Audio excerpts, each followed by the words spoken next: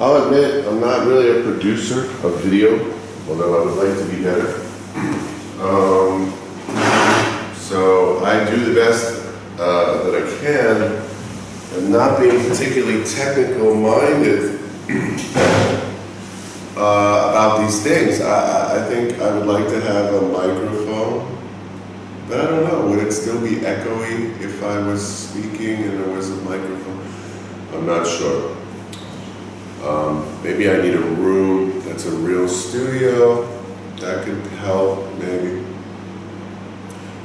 In addition, I noticed that this camera, the stand for the camera, always seems to be slightly tilted at the video screen, and I can't figure that out, why that is.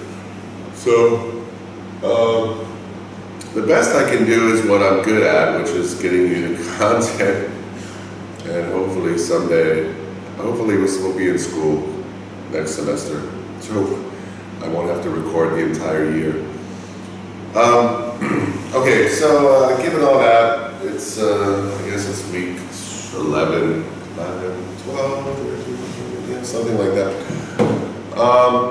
We have a few more topics to cover in this class. We have to cover exporting, change management. So change management will probably take about 2 weeks. And then we'll have 1 week of diversity. So we have this one, change management. So this will be the 17th, 24th, May 1st, May 8th. So we have about 3 weeks. Yeah, we'll probably have a review week or something. Maybe I'll make a video from the beginning of the year. So you have some content from the first 2 weeks, and you can review everything if you want. Today's topic is chapter 8, if you have your book, which you should. Chapter 8, it's called Export Risk, page 51 in your book. I don't know why they use a quote from Mark Zuckerberg. Mark Zuckerberg doesn't really export much, as far as I know. His business is an e-business, it's online. The reason why I have the light out early this morning, I'll probably turn it on later, is that I realized in the last video it's much easier to read text on the board if you are able to, if there's contrast between dark and light. So we're talking about export risk. Export risk is related to this. How do we pay for international trade? And the risk is, there's two parties, right? When you're exporting, there's an exchange of goods between you and if you're exporting to your import partner who's receiving the goods. So you're exporting and they're importing. There's two parties, it's an exchange. There's a contract, of course. There's goods involved, but there's also a lot of different problems that can happen with payment. The risk is basically with payment. So, for example, the risk goes from either side. So and you know this too, right? If you pay for something in advance, you pay first for something, then and you didn't receive it yet, all the risk is on you. You already paid. If you don't receive what you ordered, then it comes back to you. So, you have to go and use the legal system. And if you're exporting and importing, then you have two legal systems to deal with at the same time, which makes it way more complicated. Now, on the other hand, if you set up an arrangement that you pay cash when somebody delivers something, then they have all the risk on their side. So the risk can go from one side all the way to the other. So usually the amount of risk should probably be taken by both sides of the transaction, somewhere in the middle. But on the extreme side, all risk is with the exporter, or all risk is with the importer.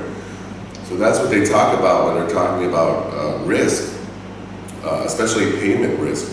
There are a few other risks, and that's what I'll start with today, just the background risks, before we get into the details of money exchange.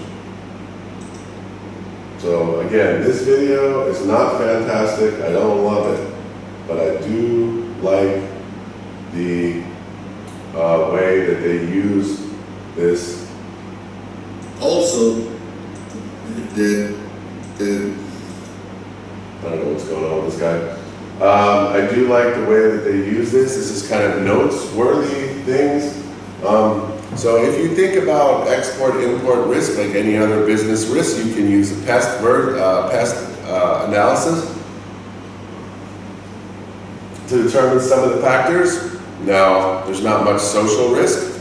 I suppose there's some technological risk, depending on how you're distributing your exports. If you're trying to keep track of them with the RFID tracking. But these are major ones, the political ones. So these are these would be things you can mention on a test as some risk in export.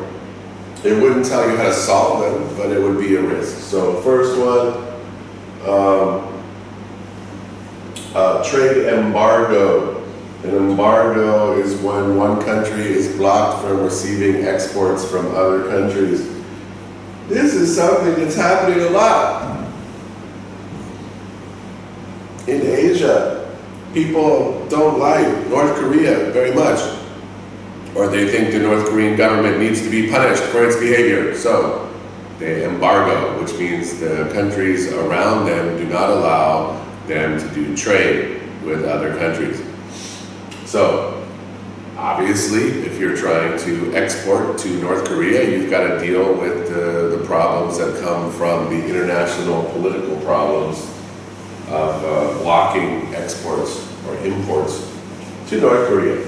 Civil disorder. Civil disorder means basically like problems within the country, civil war, riots, change of some kind of overthrow of the government. Political upheaval is very closely related to civil disorder.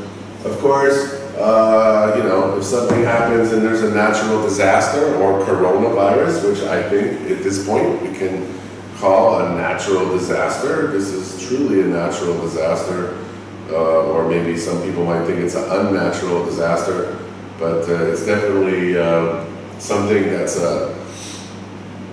an external factor that we cannot control, right? We don't really have good control over this situation. Those are economic risks, I would say, in that case. Excuse me. So, whether the local country complies with international law requirements, which also has to do with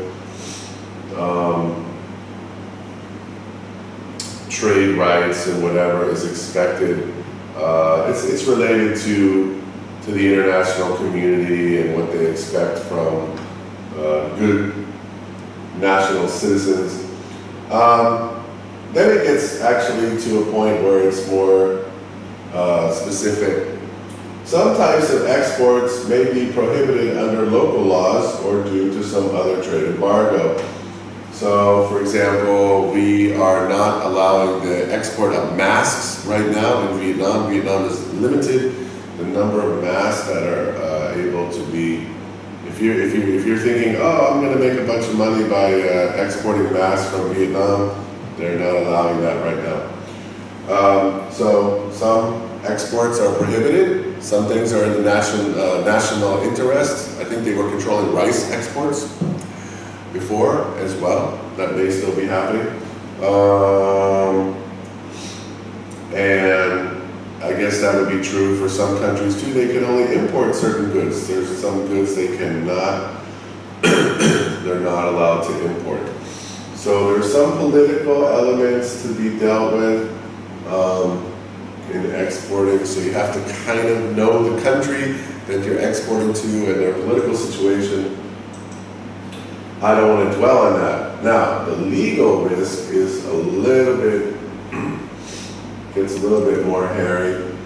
So, for example, like I said before, if you're going to export to another country or import from another country, you're dealing with your legal system and the other country's legal system.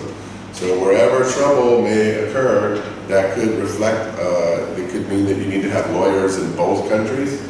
So that could be, and maybe the laws have different, there's different penalties for different failure to meet your contractual obligations. So those are at the top of the list here. Difference between legal systems, difference in contract law between countries. Within each country, they have different codes of law. So in one country, the law might be a criminal case, but in another country, it might be like just a civil case, which means that it's about financial damages. So, you know, a dispute, if you have a dispute with your trading partner, you might have a question of which laws actually apply. When you export, if you export to someone and they take your exports and they copy it and then they resell a bunch of copies of what you just sold them, that would be injuring you. So you have to be aware of your intellectual property and the rights that you have and your registrations that are necessary in the other country. Product liability law. So if you sell something in another country and their laws are different about what is expected in terms of, it says product liability and safety. So what that means is that you need to follow the laws of labeling. If it's a food product, you have to make sure that you talk about nutrition, that you're doing it in the language of the country. In Vietnam, I think we see many products that have like a sticker. They put like a white sticker over the ingredients so people can see in Vietnamese this exported product and what ingredients are inside. But with that also comes the liability, which means that, you know, what kind of responsibility do you have for your products? Now we know that in the most basic level, the consumer's relationship to the retailer is a contract, and that if someone has an injury from a product, they go to the retailer. But the retailer can always go to you if they import it. So what happens is if there's a case, it goes down the line to the exporter from the importer. If you were exporting to Australia from Vietnam, for example, like your VinFast motorbikes, you sell them in Australia, your motorbike that's made in Vietnam, no matter what the warranty says, is probably going to have to last for 5 or 6 years according to Australian guarantees and warranty law. So you're subject to the same laws as the country where you export for the quality of the product and how long it will last. So that's another one. So different legal systems, different contract law, question of which kind of laws would apply to what situations, protection of IP, product liability and customer safety. This is also true for shipping. So are there laws that are supposed to protect the people who are doing the shipping, the exporters? Access to courts, what kind of legal representation can you actually hire? There might be some claims that are not even possible. Tax laws, and of course, if you have some kind of advertising that is not, if your advertising is not legal, you be subject to the laws of the ACCC in Australia. So I'm trying to see what we can do here.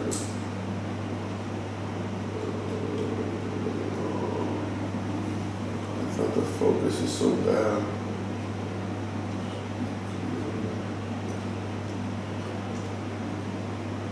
Make it bigger.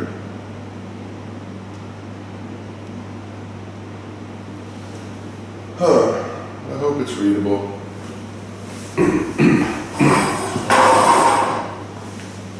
Anyway, I'll run through it again. The difference between legal systems, Contract law may have different expectations. The laws that you use in each situation might apply differently. IP protection issues, product liability issues, consumer warranties, shipping safety, access to courts, taxation, and false advertising laws. So those are generally our political and legal risks that we have to deal with in exporting. Then we have other risks. These are classics. Bribery. Do we have to pay people under the table, tea money, if you will, in order to achieve our goal? Again, the idea of bribery has two levels. To me, there's two levels. There are some countries where small payments, they add to your cost, but they basically are administrative costs. And everybody does it, and it's not really surprising, and there's no way around it. And then there are countries where you bribe somebody so you can get an advantage.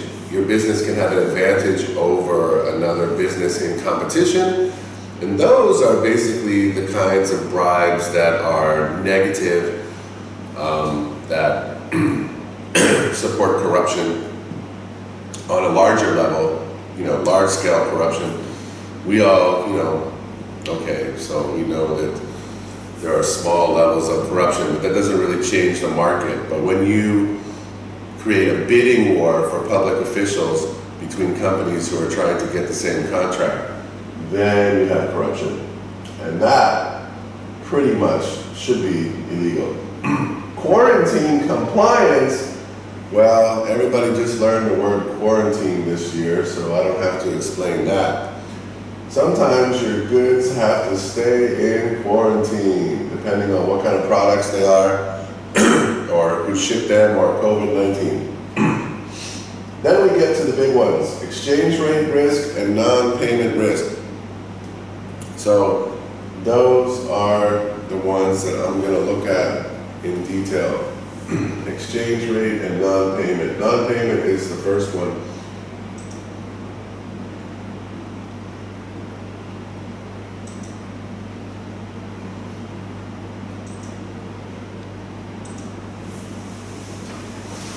So I guess I'll turn the light on.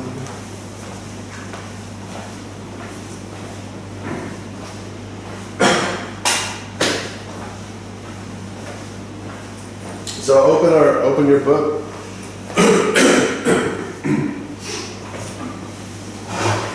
I'm on page 51.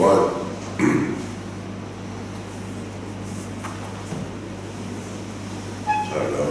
See this guy. This guy even maybe he's equally annoying to look at as I am.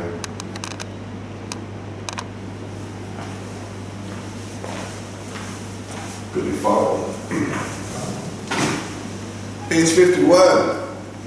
In a global economy, businesses deal with suppliers and customers around the world. International business depends upon secure and reliable, first, transportation, underline, and just as important is the secure and reliable transfer of money. Now you can imagine that those two things are the most important things. Entering into contracts and business relationships is more likely if people can be sure that their money and that their goods will be safely transferred. So those are the first risks, the risks of transportation and the risk of transfer of money. When dealing with customers domestically, it's easy to gather information about their credit rating, to understand them, to get to know what's going on, and also you have the same legal system. So you know exactly legally where you stand when you make a contract with a domestic partner. So we can solve problems more easily, and with international customers, it's much more difficult, and it creates risk. International transactions are riskier. So, the risks involved in international transactions. This is from the syllabus. You should know these things. Number one, delay in payment or non-payment. So, you ordered something or they didn't pay on time, it starts to affect you. Loss or damage in transit.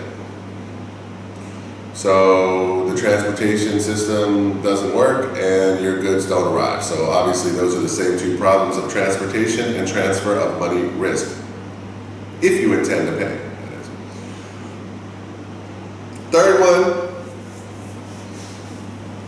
is movements in exchange rates. Obviously that's going to be an issue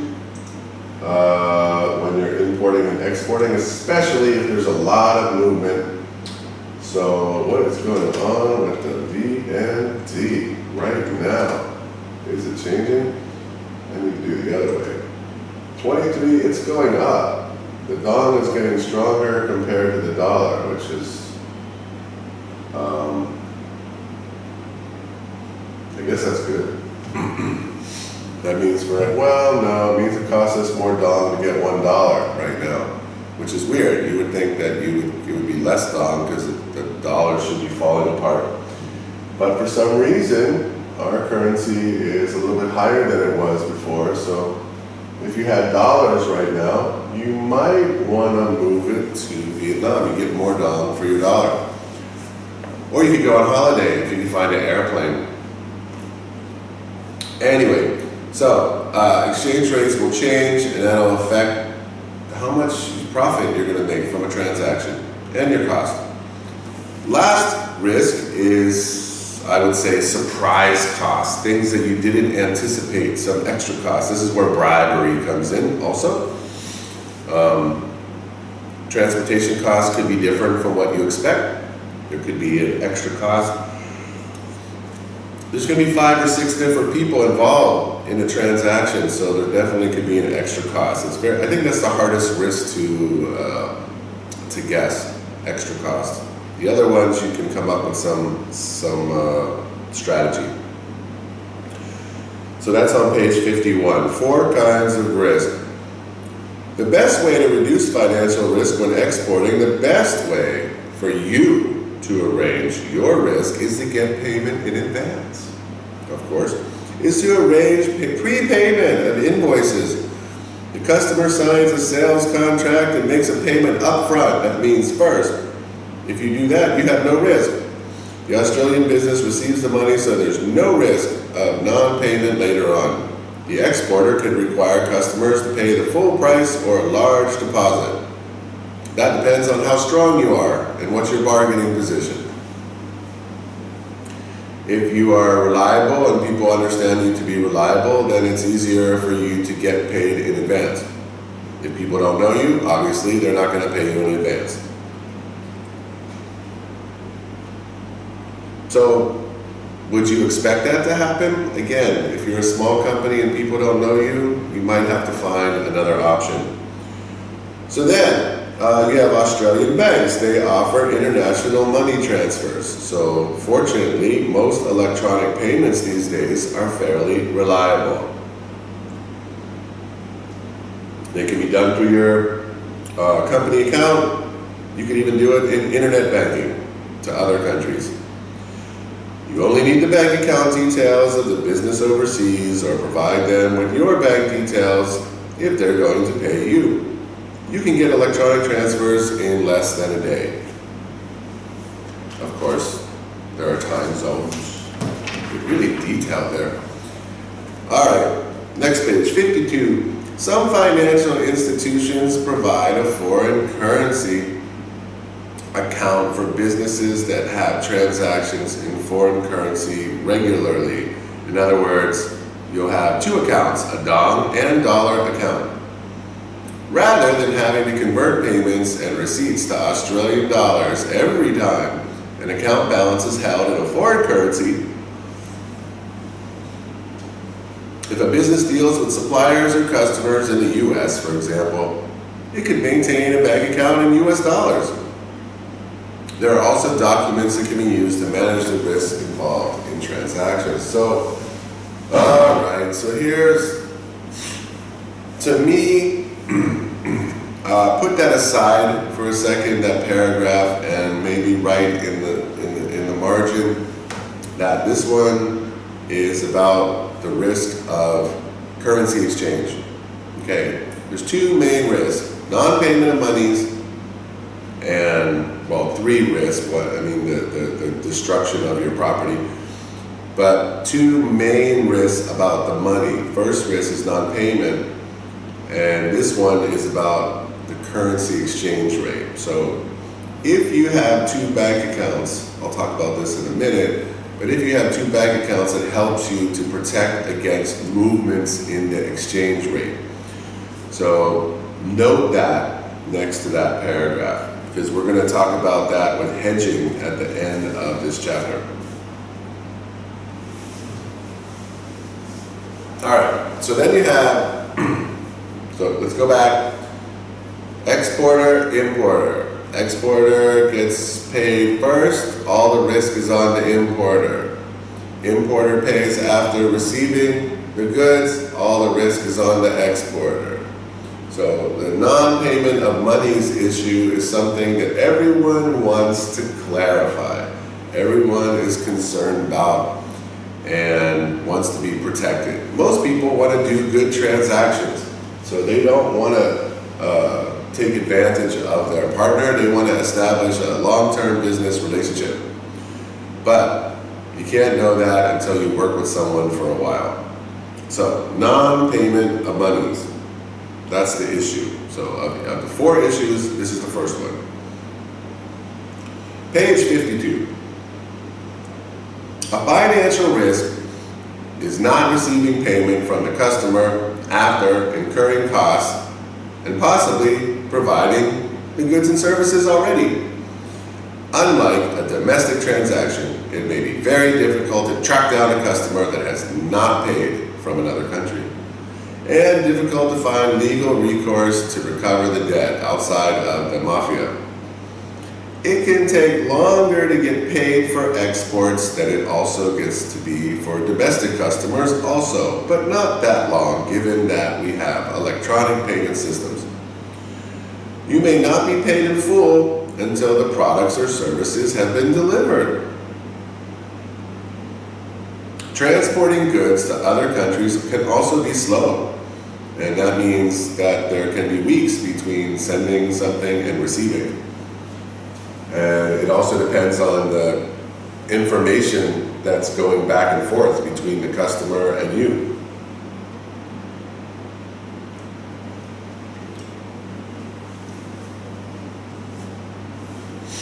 So you can imagine the situation of how it would go. And that everybody wants to be secure, and we need a system for this, right? There has to be some kind of system to reduce this risk. The longer the delay between providing the goods and service and the payment, the higher the risk of non-payment. And also, this has an effect on liquidity and cash flow. So I would highlight that too. What is one of the dangers of this export risk is liquidity problems. Prepayment is a way to reduce the risk of non-payment. Everybody wants prepayment. You can't get it because people don't know you, but you can wish for it. If you're a big company, you can probably get it.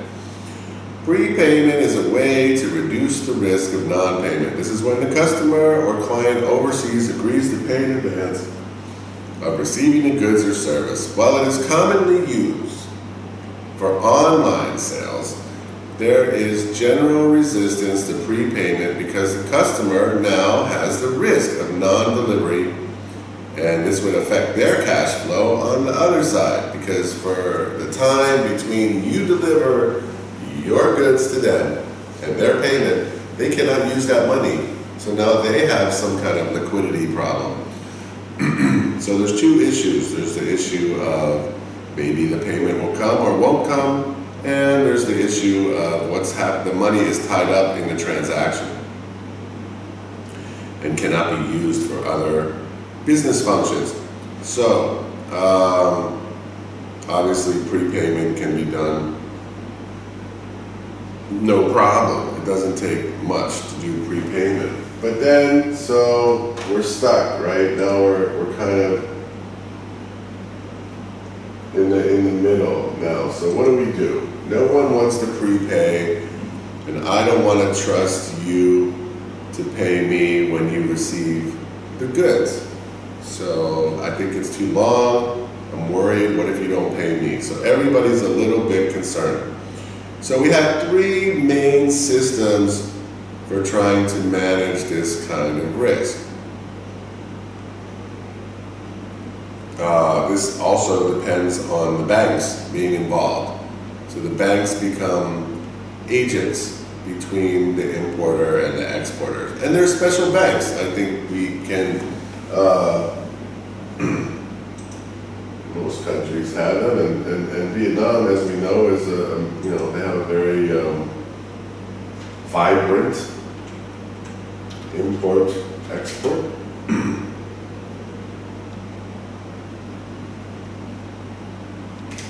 I think they have one of these. Yeah, there you go. So they have specific businesses like the Exim Bank, Export-Import Bank, Vietnam. Everybody's heard of Exim Bank. They're a famous bank. So Vietnam Exim Bank, Export-Import Bank. So this would be the kind of bank that would be involved in trying to help solve these problems of risk. So let's look at the three different ways that a bank might help make this transaction easier. Now, the first one is also in the book. It's called a documentary letter of credit. It's a document. So let's try to follow it, and then, well, here, I'll let you listen to this video first, and then I'll highlight that.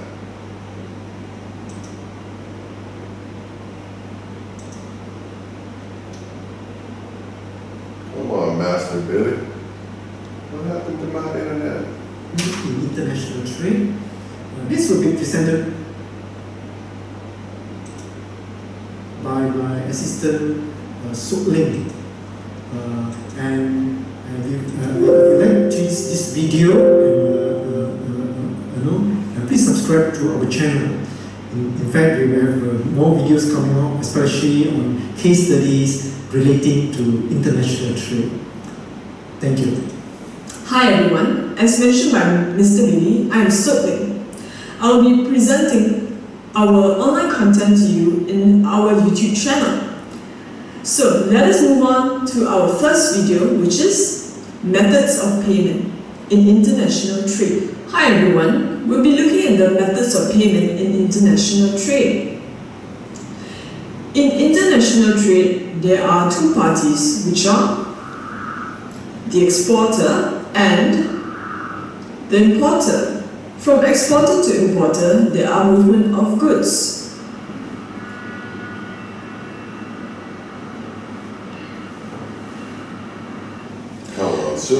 Another movement from exporter to importer is the movement of documents. From the importer to exporter, there is movement of payment. From these three movement of goods, documents, and payment, there are four methods of payment, which are... I'm focusing on three.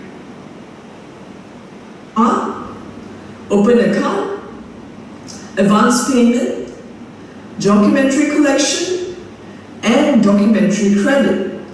We shall be looking at the four methods of payment in detail. In the next slide, it's only 5 minutes, it's not that much detail. And we will be looking at open account. We have the exporter on the left and the importer on the right. So the exporter and importer will get into a sales contract. Once the contract has been signed, the exporter will then ship out the goods to the importer. After shipping out the goods to the importer, the exporter will prepare the necessary shipping documents, such as bills of lading, invoice, and packing list, and will forward the documents over to the importer. So just so you know, bill of lading is for customs. So you also have to have the invoice, which is for payment, and then the third document that she mentioned is about it's the inventory of everything that's being shipped, so it can be compared to the shipping, what's in the container. importer has received the documents, and when the goods has arrived at the port, the importer will be able to clear the goods at the port. In this case, the goods are available to the importer before payment. And is there any risk to the importer? Certainly none. Once the importer has received the goods, the importer will subsequently make payment to the exporter. The timing of the payment will depend on the sales contract. And is there any risk to the exporter? Certainly yes, because the exporter relies completely on the importer to pay as agreed as per the sales contract. So this is the opposite of payment up front. This is payment after receiving the goods. We already talked about that. This is a situation where the exporter will rely on the importer to make payment. I think this diagram is just useful because it shows you that you realize that you have to have these documents as part of the transaction. And by recognizing that, we can talk about the different ways to protect ourselves. Payment as agreed. So, for this method of payment to work, the exporter must know and trust the importer. This is a summary of how open account method of payment works. We'll be looking at the next method of payment, which is advance payment, in the next slide. For advance payment is the direct opposite of open accounts. We can see in this slide, the exporter is placed on the left-hand side, while the importer is placed on the right-hand side. So after both parties enter into a sales contract, which specifies that the method of payment is to be by advance payment. Once the contract has been signed, the importer will make payment to the exporter. The time of payment is before shipment. Is there any risk to the exporter? Certainly not, because the exporter has received payment first. So after the exporter has received payment, the exporter will then ship out the goods to the importer. After shipment of goods, the exporter will prepare the relevant shipping documents, and the exporter will then courier the documents directly to the importer. When the importer receives the documents, the importer will then be able to clear the goods from the port. The goods are available only to the importer after payment. The risk to the importer is that the importer would have to rely completely on the exporter to ship out the goods as ordered. For this method to work, the importer must know and trust the exporter. So this is in essence advance payment method. We have a problem here. The exporter does not know the importer very well, and the importer does not know the exporter very well. So there is no trust between both parties, because the exporter will certainly want advance payment and the importer will certainly want open account. So if both parties cannot compromise, they will need the bank to resolve this issue. For this situation, the bank has invented two methods of payment, which are documentary collection and documentary credit. Under documentary collection method, you have both sight and use signs. She's not going to make it. She's only got 30 seconds. She's out. Anyway, yeah, I can't figure out. She's got very weird eyes. Anyway, she does describe the basic ways of payment and shows a good diagram about what needs to be exchanged and where the risk is involved. And she does highlight very well that the problem is if there's no trust. So we have these two styles of payment outside of that. Those are in our book also on page 52. And it is correct. The bank ends up in the middle. So Vietnam Import-Export Bank, for example.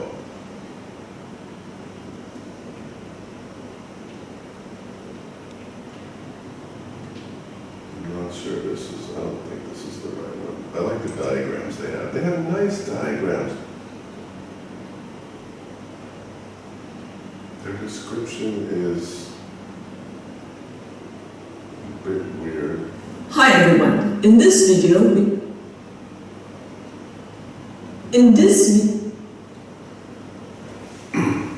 So, documentary letter of credit. So we know that the documents need to be exchanged in order for the importer to be able to receive the goods in the country and to be able to get that out of customs. So what would happen if we use a documentary letter of credit? So before the exporter sends the goods overseas, they need to be sure that the customer will pay. That's the problem that we're trying to solve. Documentary credit is a form of guarantee from the customer's bank that the money will be paid. The letter of credit will detail terms that must be met before payment is made. So for example, terms could, okay, so the money would be held in the bank and secured from the importer so they could guarantee that the payment will be made, that the money is there, that it won't be, you'll be happy to know that the money is sitting there waiting for you. And in this case, we can even call this kind of account, it has a name, it's called escrow.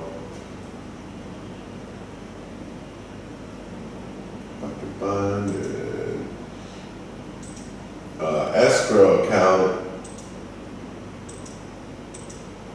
Here's a definition. Escrow services allow both exporters and importers to protect a transaction by placing the funds in the hands of a trusted third party that holds and disperses funds until a specific set of conditions is met by the instructions of the exporter or perhaps the importer.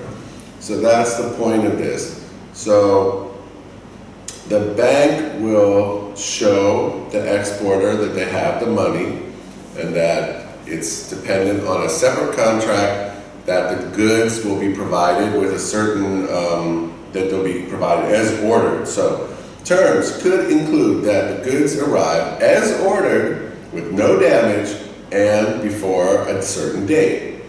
If these terms are met, then the bank will release the money and transfer it to the exporter's bank. If the customer does not have the funds in their account, the bank will secure the money for the exporter, and then that helps the situation because if the bank is in the country of the importer. So if the importer promises to pay the bank and then the bank secures that, or ensures that that money will be paid to the exporter, then if there's a dispute or a problem, then the bank in the importer's country can have the same legal system as the importer, and so therefore it won't be as complicated if there's a legal problem for the bank or the importer. So that works to the advantage of you as an exporter because you don't have to worry so much about having to deal with the legal system of the other country. So there's special banks like Atbme Bank who do these things. So basically they call it a letter of credit because it's secured by the bank. There's a really ridiculous video here that our wonderful textbook maker would choose the most basic name of anything and not tell it which video it is. This guy said the first time, like, how do you do links in a book? It's really weird. Is it gonna help us to know this or not? I might include this video, but I think I'm not going to show it. Obviously, the advantage of a letter of credit is that you're able to limit your risk. Maybe this one will be good, short. HSBC offers the global trade finance solutions that help you to make the most of your working capital and trade with more confidence internationally. Our Trade Academy learning program has been designed to demystify trade and help you to navigate the world of trade finance. When you're exporting goods and services around the globe, you want certainty that when your products have been delivered, you will receive the associated payment. Ideally, you would also know how long it will take to get paid, so you can manage cash flow. Using a letter of credit, also known as a documentary credit, your importer's bank commits to make the payment so long as certain pre-agreed conditions are met. HSBC typically advises around 400,000 export letters of credit each year, and our global footprint means we're able to advise them in many countries around the world. Once you've agreed on the initial contract, your buyer applies to their local bank to issue the letter of credit. It's best to ask for a preview of their application so you can check it matches the contract you've made together. If approved, the buyer's local bank issues the letter of credit to your bank. Once the goods are shipped, you then present the required export documents such as invoices or proof of transport, and provided the relevant conditions are met, the payment obligation is triggered. Amendments and discrepancies in documentation could delay or even prevent payment, so provision of accurate documents is key. Because the bank is making the payment, not the buyer, you could gain much better confidence over the payment date. So there you go. I think that's really important, right? Because the bank is paying you and you don't have to worry about the buyer, or we'll deal with the bank later.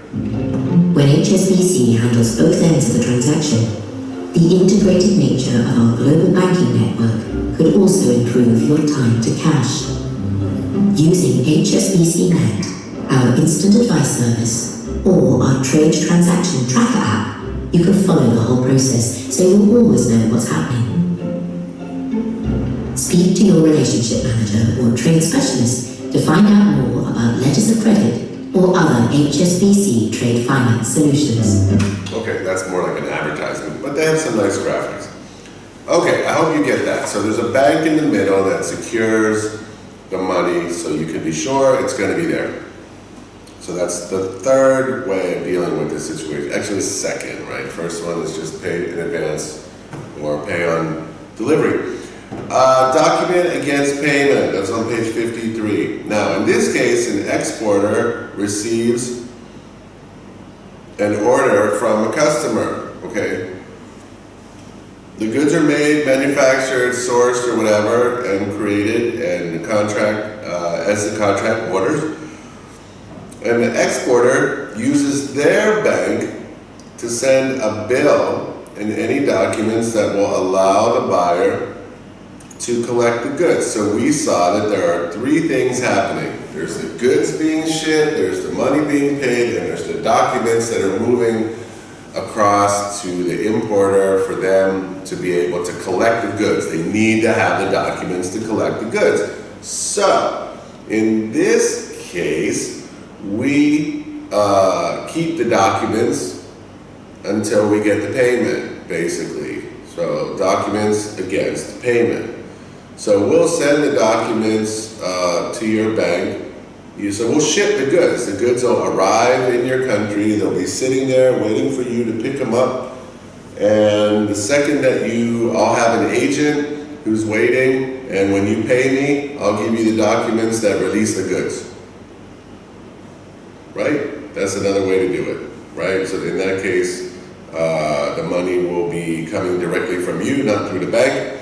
And but then you'll only have so you really have to want the goods. There is some risk involved. if you don't ever pick up the goods or you just change your mind about the transaction, then I might be in a position where I'm stuck and I have to ship the goods back to my country. So it's a little bit more risk in this one.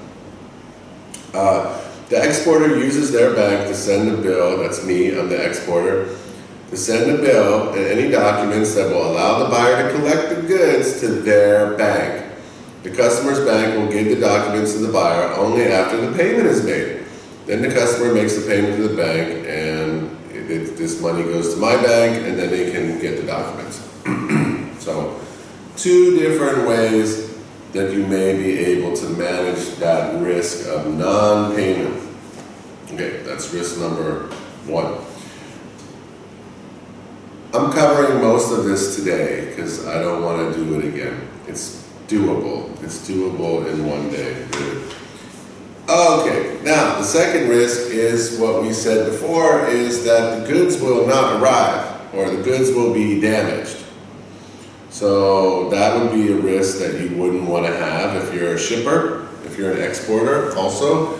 So what kind of protection, what kind of ways can you limit this risk?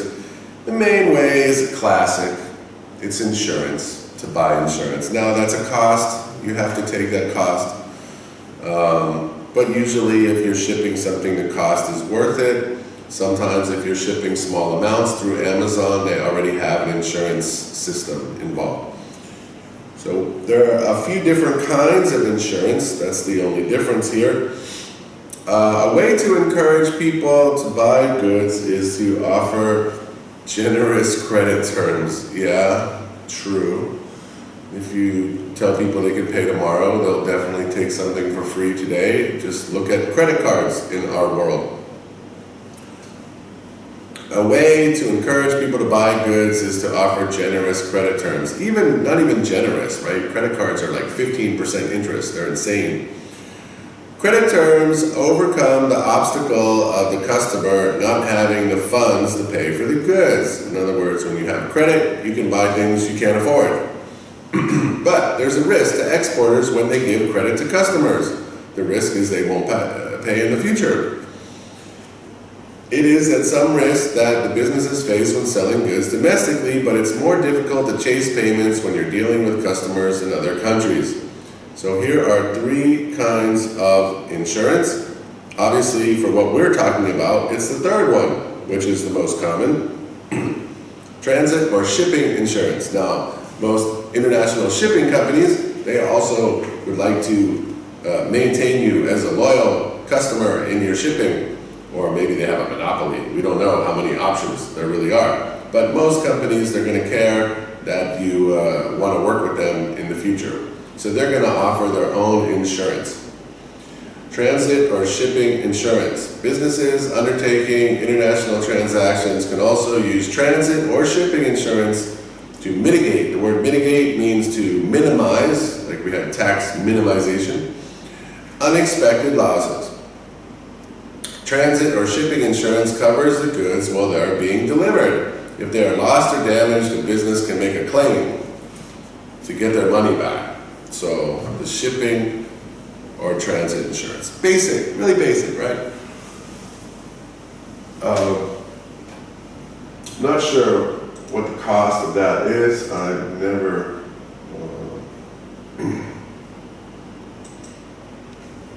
export transit insurance costs. I would say 5% or something. How much is good in transit insurance cost? I would hope it's not more than 5%.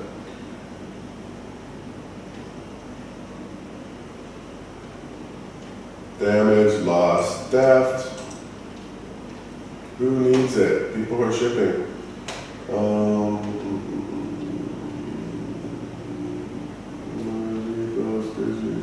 What's the average cost?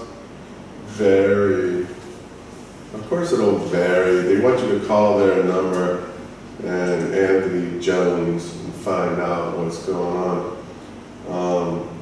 It would be, yeah, I mean it varies. If you're shipping something that's very fragile or ice cream or something, sure, maybe it's more expensive. We're just looking for an average though.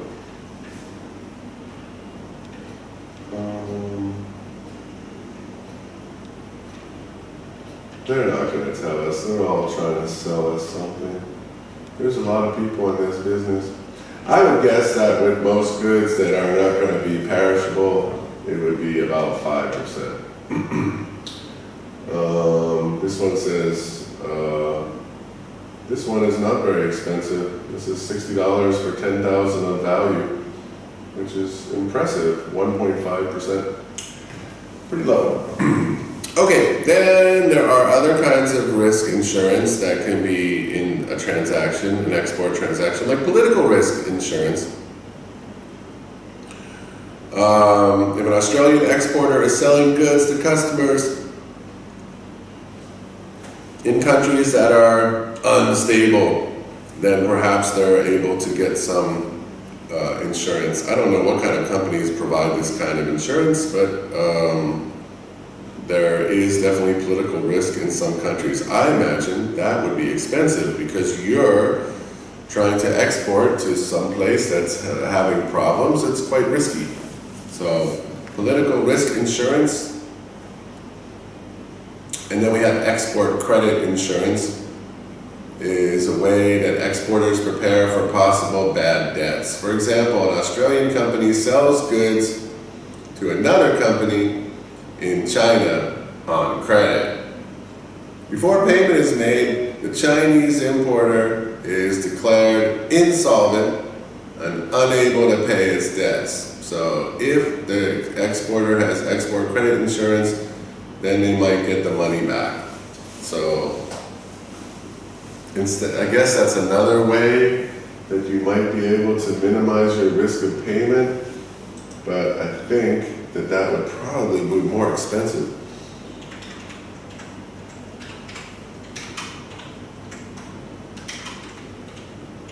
And it still kind of leaves you in between legal systems. I'm not very sure that's the best solution. But basically what your insurance there is that the business won't go out of business while you're in the middle of a transaction.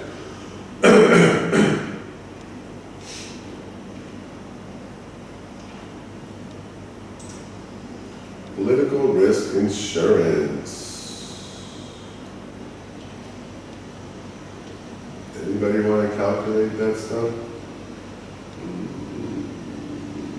The National Association of Political Risk Insurance.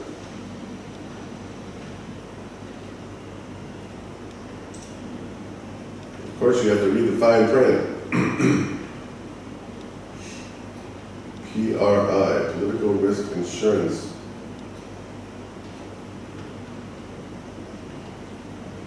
Well,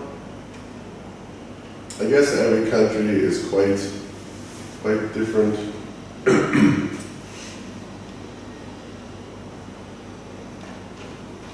me try to do per country.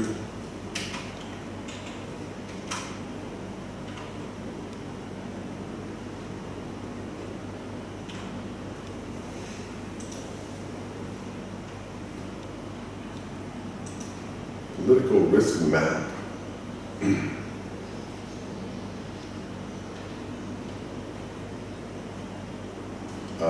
So what are they saying? Well, the United States has very little political risk. I don't know. What are they saying here? Cambodia has a lot of political risk. I think Cambodia's had pretty much had the same government forever. I don't think there's any change in that. Cambodia, regional risk, political risk, economic risk. What about Vietnam, man? I don't see we have a lot of risk. We should be winning. Vietnam's high short-term political risk index reflects a largely stable political system. Right, short-term 82. We're very stable. This said the ongoing South, they're calling it South China Sea, whatever, man. That's not the only thing. Shh. Look at these idiots, man. These people, they're living in the West and they think everybody thinks like the West. Over the long term, a one-party rule is unsustainable. Whatever. We broke down corruption, we lowered our corruption, we should be good. They're just making things up because they don't like our system.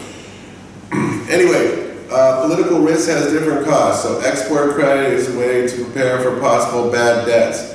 So there's 3 things you can insure against. Export credit would probably be the most expensive. Depending on which country, transit or shipping insurance is the best way to solve our problem. Our particular problem here is goods that are damaged or are not received. And then we get to hedging. Oh, do I want to do hedging? I might not want to do hedging. It's kind of hard. I think I'm going to take it to the next video, hedging. It's very hard. I'll wait. Next video, hedging. So, thank you, and you guys have a nice day.